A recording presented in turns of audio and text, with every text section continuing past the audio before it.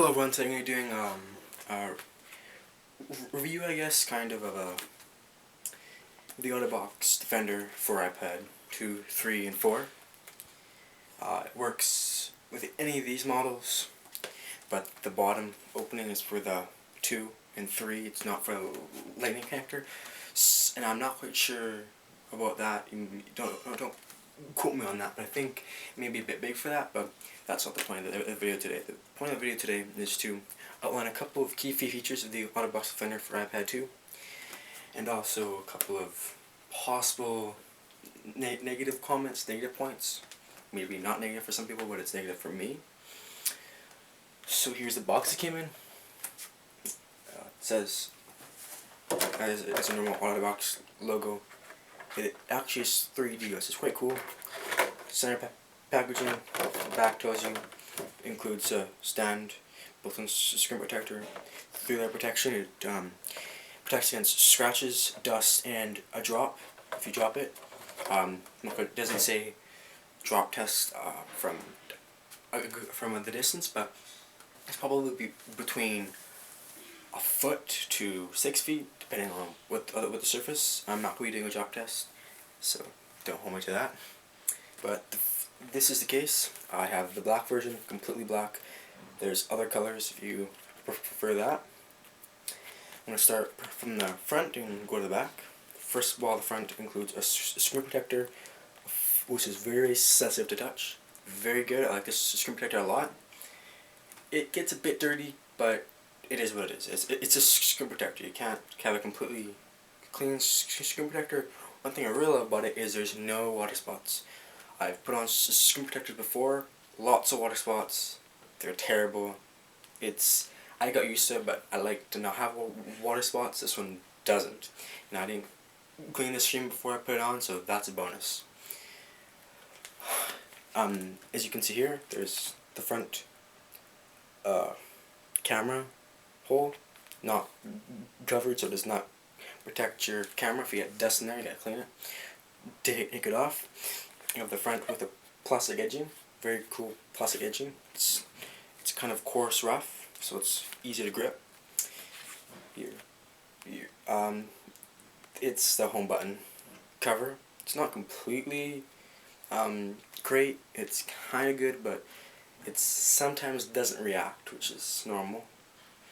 But it just depends how hard you press it. You have to press it pretty hard in order to get it to go every time. If you just press it lightly every time, it'll work.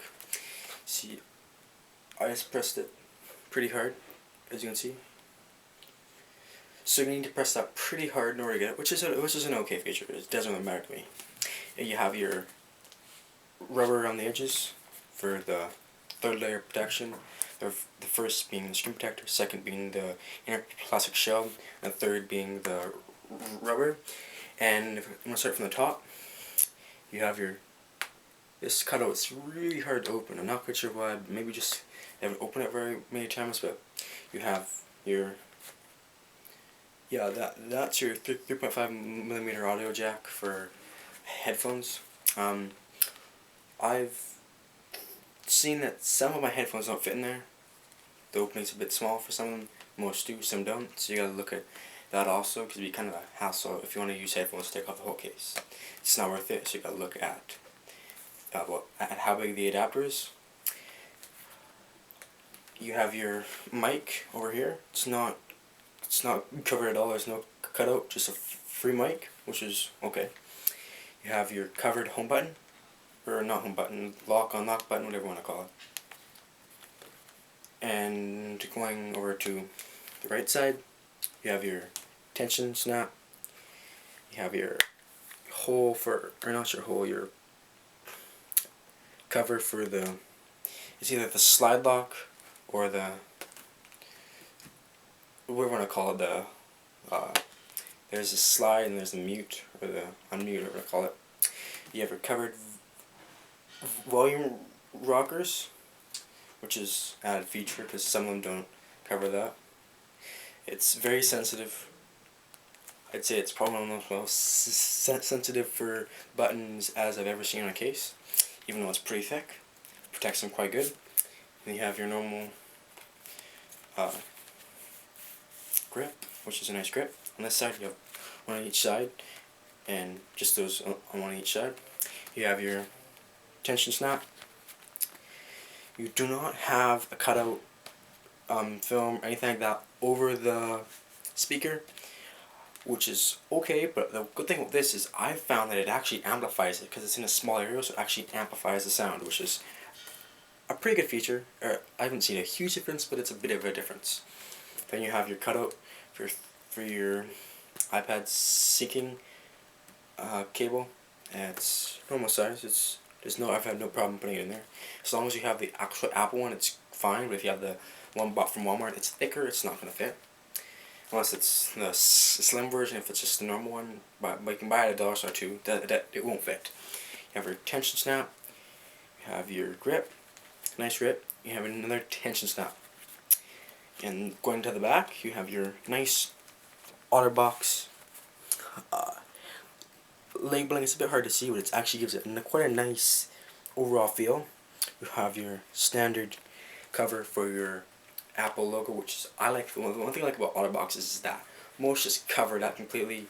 Doesn't make it look like a total genuine Apple product. I like it because it makes it a genuine Apple product when it has film over the Apple logo, and they took time to actually make it. This is very good of them and very cool of them. And finally, you have your back camera port. It has no plugs or nothing to completely plug it, and has no film. So drop it, gets a rock in there, get dirt in there, you gotta clean it. Or if rock gets in there, you gotta probably fix it. Which is, it would have been nice to have a film over there, but I think the film may have made the photos distorted. If it had a plug, you wouldn't have been able to really pull a plug back. So it is what it is. You either gotta have a distorted photo, or you could have a normal photo not cut out, which does not matter to me. I find it does not matter to me at all. I don't usually really use my camera, but I sometimes do, but it's okay. And now I'm just going to show you the stand, or you may call it this screen guard stand, screen guard, whatever you want to call it. This is the screen guard. You have your 4, I'm going to say, sticky pads, whatever you want to call it. So you put it on a table, it doesn't slide off, which is an okay feature. It's a good feature. You have your standard otterbox logo. You have your, to put it on the top of the screen, like this. You have 4 snaps, so it does not fall off. And then for the front of the screen, you have nice edging, good cutouts. Fits very nice in the case. It's not some things going to slide off. It's very strong in the case. You have 2 magnets for the unlock and unlock. When you take off the case, it unlocks it and you put it on, it locks it. I don't use it, but you can decide to.